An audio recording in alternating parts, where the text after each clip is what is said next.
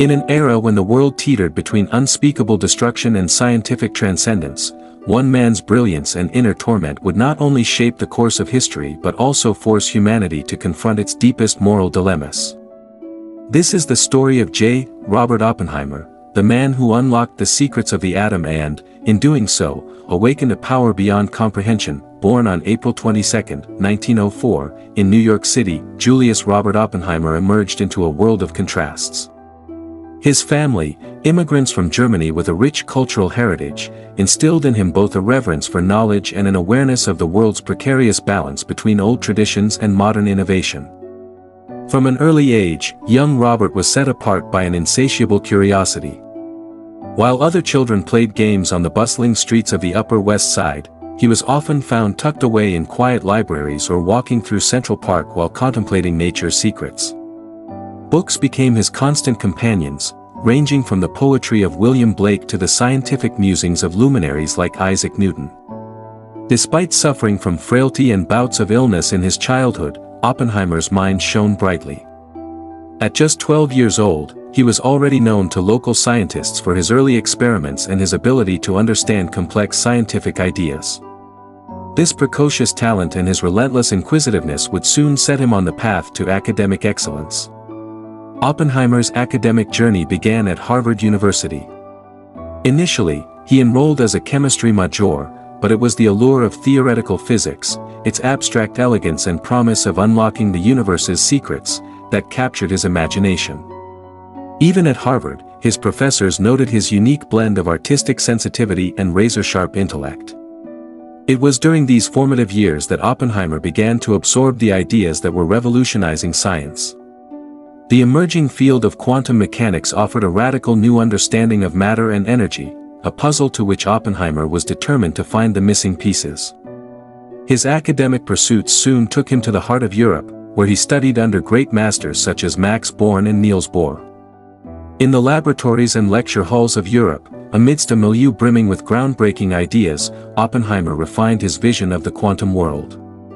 He absorbed not only scientific theories but also the philosophical implications of a reality that was far stranger than anyone had ever imagined. Returning to America, Oppenheimer was now a man transformed, a scientist fluent in Sanskrit, an aficionado of Eastern philosophy, and a charismatic professor whose lectures mixed scientific rigor with poetic insights. Yet even as he basked in the glow of intellectual triumph, the world around him was changing rapidly. The 1930s was a decade marked by dark political upheavals and the rise of totalitarian regimes.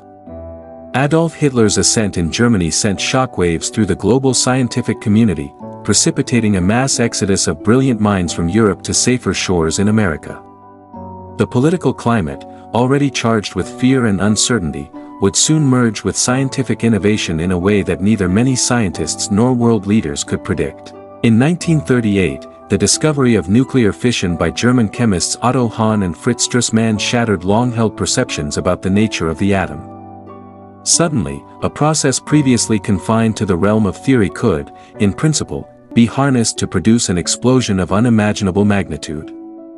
Alarmed by the destructive potential of fission, Albert Einstein, along with physicist Leo Szilard, penned a letter to President Franklin D. Roosevelt, urging swift action before the Nazi regime could harness this terrifying power.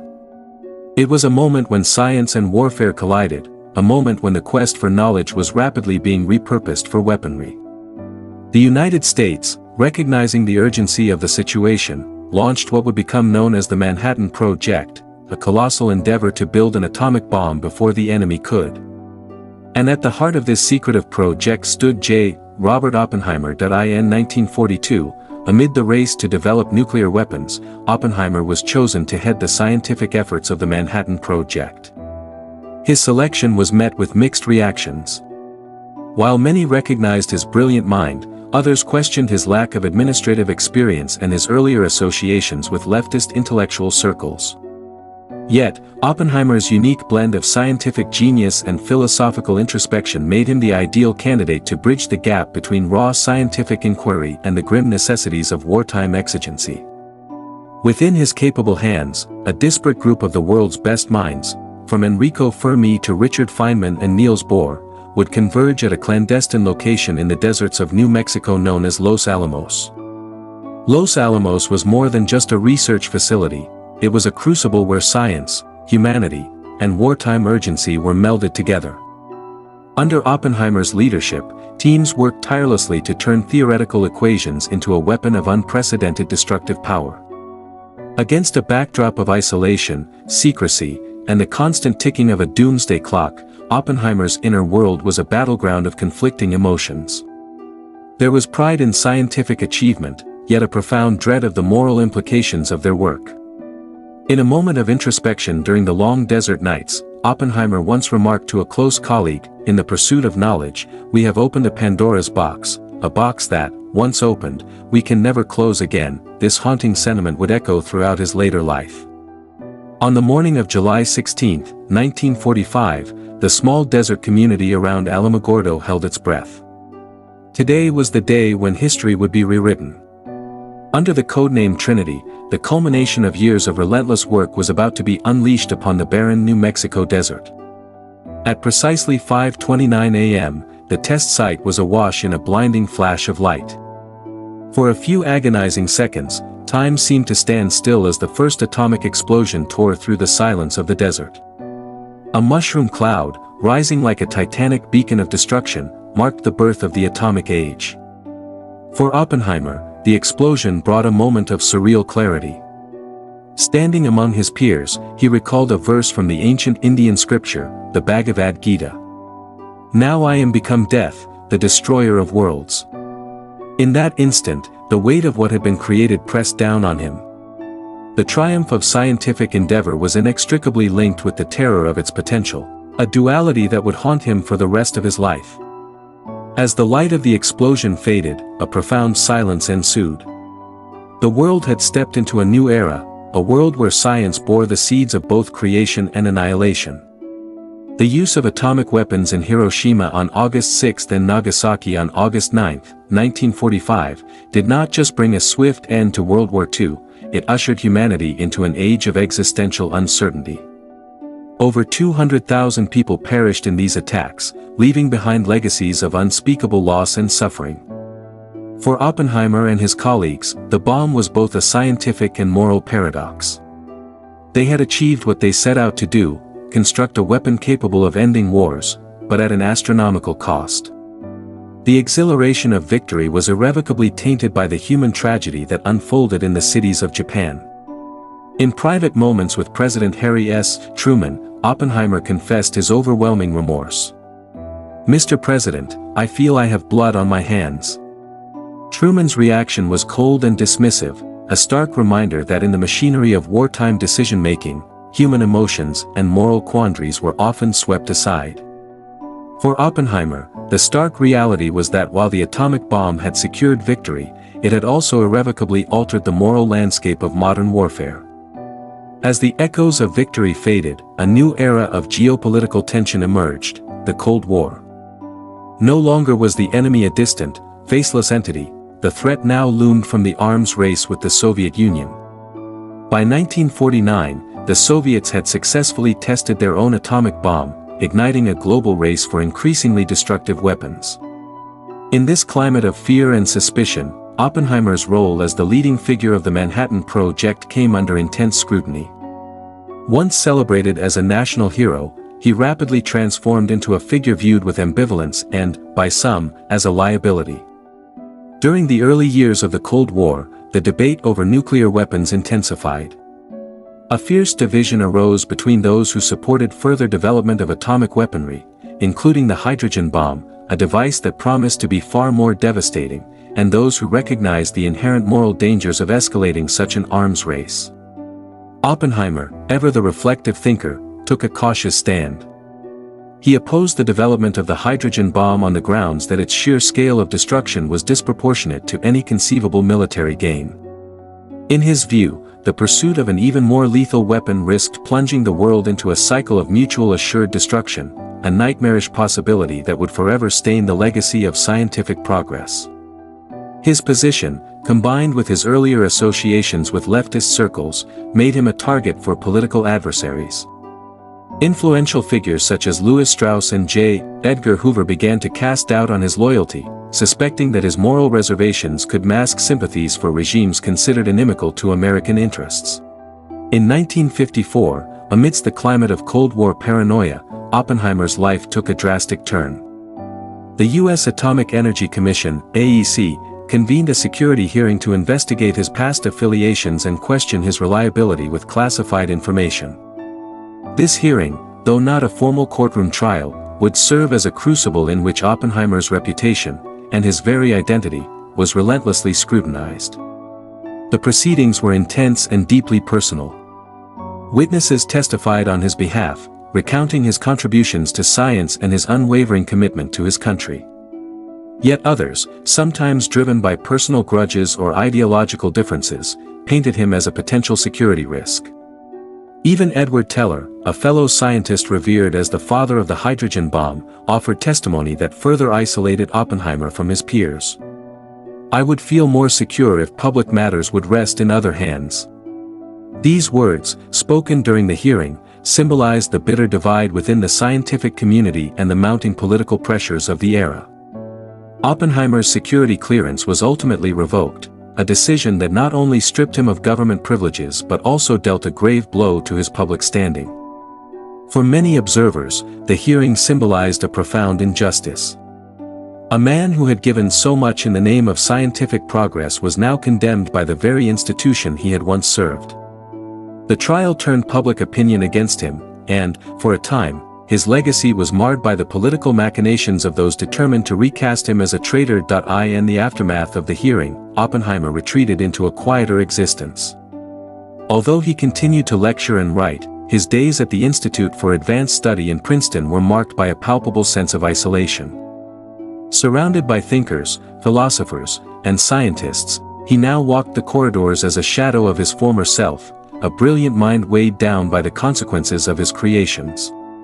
His lectures, once vibrant and full of promise, now carried a tone of melancholic introspection. Students and colleagues found in him a man whose internal battles were etched into every word, a battle between the euphoria of scientific discovery and the sorrow of its unintended ramifications. Despite the personal toll, Oppenheimer continued to contribute to intellectual discourse. He participated in discussions on the ethics of science and the responsibilities of scientists in an age of technological upheaval. Yet, no matter how eloquent his arguments or profound his insights, the public discourse had already shifted. The man who had once been at the helm of scientific innovation was now relegated to a cautionary tale, a symbol of the perils that lie at the intersection of human ambition and moral responsibility. The end of World War II did not mark the end of Oppenheimer's journey. Rather, it signified the beginning of a long and reflective examination of his legacy. For decades, historians, scientists, and the public would wrestle with the duality of his contributions. On one hand, he was a visionary, a man who had provided humanity with a glimpse into the deep and powerful mysteries of the universe. On the other, he had unleashed a destructive force that forever altered the course of history. In quiet interviews and reflective essays, Oppenheimer recalled the words of the ancient scriptures that had once served as his guiding light. In battle, in the forest, at the precipice in the mountains. On the dark great sea, in the midst of javelins and arrows, in sleep, in confusion, in the depths of shame, the good deeds a man has done before defend him. These words echoed with the weight of regret and responsibility. They symbolized a man torn between his duty as a scientist and the moral implications of his actions.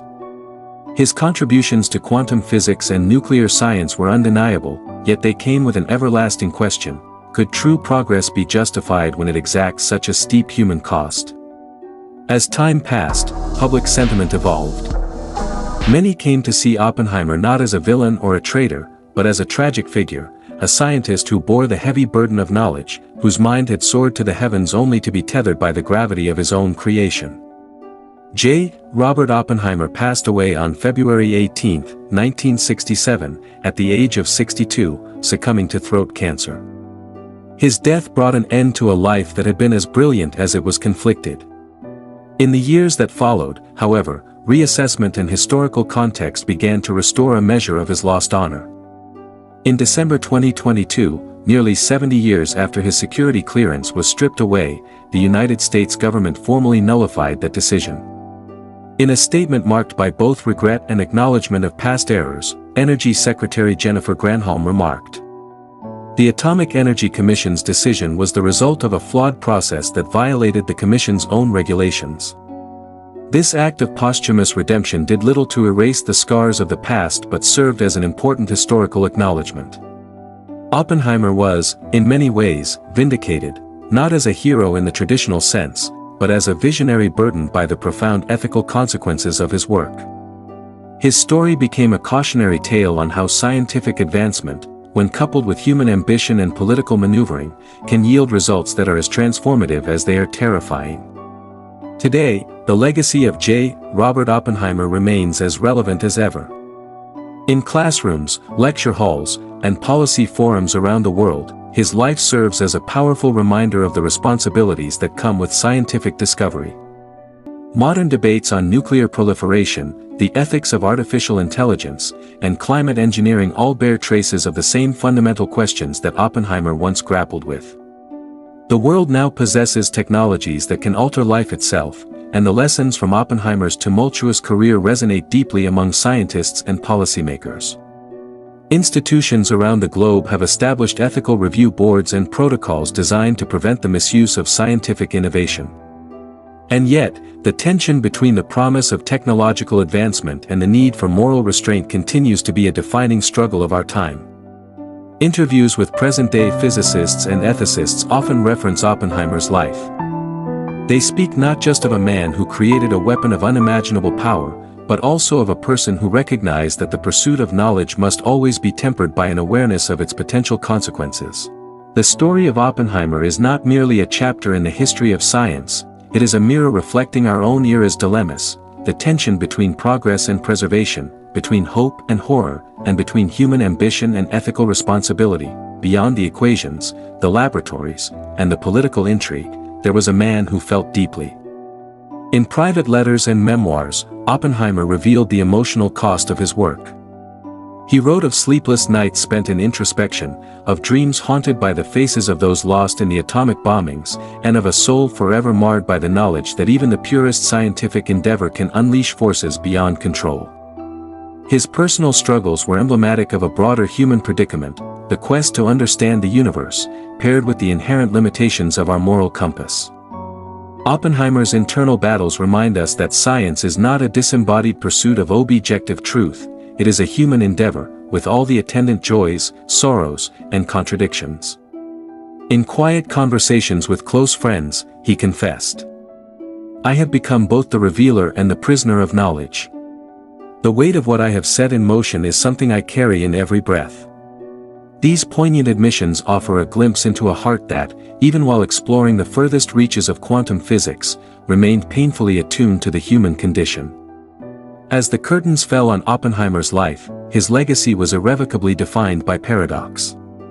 He was celebrated as the father of the atomic bomb, a title that encapsulated both his scientific brilliance and the haunting moral dimensions of his legacy.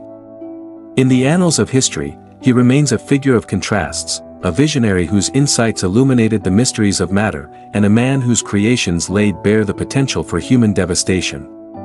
His journey from a precocious child fascinated by the cosmos to the architect of a weapon that reshaped global politics is a narrative replete with triumphs and tragedies. It is the story of a man who, despite his intellect and passion, was ensnared in the inescapable interplay of science and ethics, a struggle that continues to reverberate in the decisions we make today. In the decades since his death, debates over nuclear arms control, ethical limits on scientific research, and the direction of technological progress have only grown more intense. Oppenheimer's life and work serve as an enduring reminder, every discovery holds within it the capacity for both creation and destruction. With each new breakthrough, humanity is called upon to weigh the benefits of innovation against its potential risks. Today's challenges, from climate change to the rapid advances in artificial intelligence, are approached with a measure of caution that can be traced back to the legacy of those first atomic pioneers. Educational institutions and research organizations, cognizant of the lessons of the past, now strive to integrate ethical considerations into scientific inquiry. Their efforts echo Oppenheimer's own complex introspections on the moral responsibilities of those who dare to unlock the secrets of nature. In this context, the story of J. Robert Oppenheimer transcends the specifics of any one era. It becomes a universal parable, a tale of human ingenuity and its inevitable confrontation with the consequences of its own achievements. As our journey through the life of Oppenheimer draws to a close, we are left to ponder the complex tapestry of his existence, a tapestry woven with threads of brilliance, sorrow, and existential wonder. His story is not one that provides easy answers. It challenges us to confront the ethical dimensions of scientific progress and to recognize that every discovery is imbued with risks as well as rewards. In the quiet hours of reflection, long after the thunder of nuclear explosions has faded into history, Oppenheimer's legacy lingers. It is found in the textbooks of physics, in the discussions of international policy, and in the whispered debates over what it truly means to be both a creator and a destroyer. The man who once uttered, "Now I am become death, the destroyer of worlds," left behind not only a legacy of scientific marvel but also a call for humility, an enduring reminder that with great knowledge comes an equally great responsibility. J. Robert Oppenheimer's life remains a testament to the profound complexity of human endeavor. His legacy is a dual-edged sword, a symbol of the boundless potential of the human mind and a cautionary tale about the costs of our greatest achievements. As we stand on the threshold of new scientific frontiers, may we remember that our journey toward progress must always be tempered with wisdom, empathy, and an unwavering commitment to the common good. Oppenheimer, the man, the myth, the unending question: can genius bear the weight of destiny?